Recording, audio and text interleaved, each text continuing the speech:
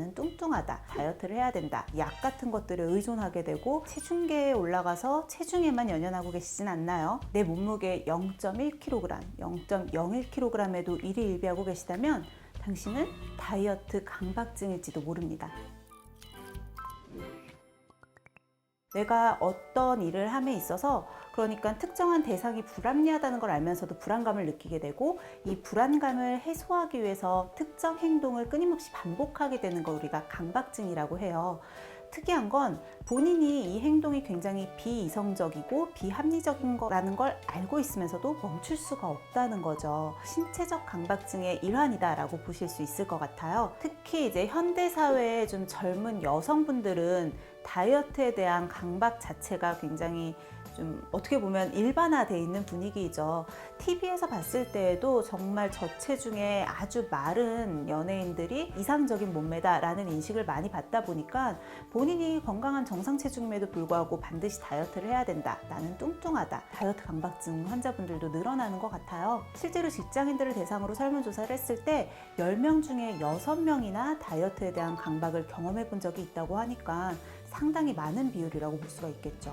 사실 처음에는 어떻게 보면 질환으로까지 번지지 않을 정도의 수준일 수도 있어요. 그런데 이걸 그냥 방치하다 보면 나의 신체에 대해 왜곡된 관점을 갖게 되고요. 그로 인해서 나중에는 거식증이나 폭식증과 같은 섭식 장애로도 이어질 수가 있습니다. 그런데 이런 섭식 장애라는 거는 내가 음식을 먹었을 때 지나치게 거기에 대한 죄의식을 느끼고 정말 뭐 구토를 유발한다거나 약을 사용한다거나 하는 지경에까지 이르는 거기 때문에 건강을 해칠 수 있는 아주 위험한 증상이고요. 정신적으로 봤을 때에도 우울증이나 불안장애 같은 것들, 또 다른 불안장애들을 동반할 수 있기 때문에 나의 몸을 신체적으로 또 정신적으로 굉장히 파괴할 수 있는 아주 무서운 증상이 될 수 있어요. 다이어트에 대한 강박이 심하신 분들이 보통 느끼시는 게 뭐냐면 늘 다이어트에 대한 생각이에요.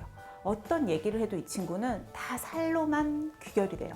그리고 먹는 것에 굉장히 집착을 하게 되는데 이 먹는 것을 뭐 많이 먹어서만 뿐만이 아니고 먹는 것 하나하나의 칼로리, 영양 성분 같은 것들을 지나치게 따지고 체중을 재는데 먹기 전후 체중을 다 잴 정도로 정말 체중에 대해서도 굉장히 집착하고 연연하는 경우들이 많고요. 그리고 가장 중요한 건 음식을 먹고 나면 무조건 죄책감을 느껴요. 그러면 그 죄책감을 덜기 위해서 내가 할 수 있는 건 토하거나 설사하는 것밖에 없잖아요. 그러면서 이제 약 같은 것들에 의존하게 되고 정상적인 이런 사고가 무너질 수밖에 없게 되는 거죠. 제일 중요한 건 왜곡된 시선을 바로잡는 거예요. 이미 굉장히 말랐고 내지는 마르지 않다고 해도 건강하고 예쁜 몸을 가지고 있는데 그분들은 본인의 모습을 거울에 비춰봤을 때 굉장히 뚱뚱하고 못생기고 그리고 나의 몸이 이상하게 일그러져 있다라고 정말 말 그대로 왜곡된 시선을 갖고 계신 분들이 되게 많으세요. 정상적인 신체에 대한 시선을 갖는 게 가장 중요하고요. 되지 않는다고 하면 사실은 병원을 방문을 하셔서 의사와의 상담이 필요할 수도 있고요. 인지행동 치료 같은 것으로 어느 정도는 교정이 가능하거든요. 적극적으로 그런 의료진의 도움을 받아보시는 것도 방법이 될 수 있을 것 같아요. 조심하셔야 되는 식습관은 다이어트 하시는 분들이 극단적으로 원푸드 다이어트 같은 거 하시는 분들 있죠. 영양 성분을 골고루 섭취하지 않고 하나의 단일 성분만을 소량이건 대량이건 섭취를 하게 됐을 때에는 몸의 밸런스가 깨지게 돼요. 세로토닌이나 각종 신경 전달 물질도 제대로 생성이 안 되면서 내가 정상적인 사고를 하기가 힘들어져요. 강박으로 가기 훨씬 더 쉬운 상태가 된다는 거니까 영양소는 무조건 골고루 드시는 게 좋아요. 조금씩 나눠서 소식을 하신다거나 그냥 하루 3끼 균형 잡히게 드시는 게 가장 도움이 되고요. 식사 시간이 얼마 정도 되셨어요? 일단 15분이요 라고 하면 그걸 20분으로 늘려보세요. 25분으로 늘려주세요. 이런 식으로 조금 그 사람한테 맞는 목표를 정해주는 게 좋아요.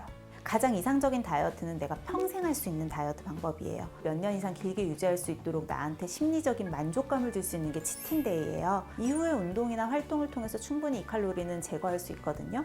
그러면서 나한테 심리적으로는 3일만 기다리면 그땐 내가 좋아하는 맛있는 걸 먹을 수 있어. 이틀만 기다리면 먹을 수 있어.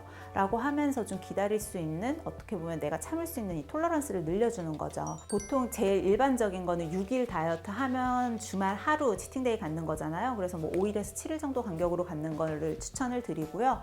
이 시간 동안 8,000kcal 넘게 드시는 분들이 계시더라고요. 근데 끼니를 한 끼나 2끼 정도로 제한을 하면 아무리 많이 먹고 싶다고 해도 2,000kcal 절대 넘길 수가 없거든요. 적절한 체중 감량이 필요하다 하시는 분들은 치팅데이를 데이보다 이제 끼니 횟수로 좀 정하시는 게 더 좋을 것 같아요.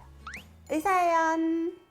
건강을 위해서 하는 다이어트가 한 끗만 잘못 가게 되면 건강을 해치게 되고 몸과 마음을 모두 해치는 지름길이 될 수도 있거든요.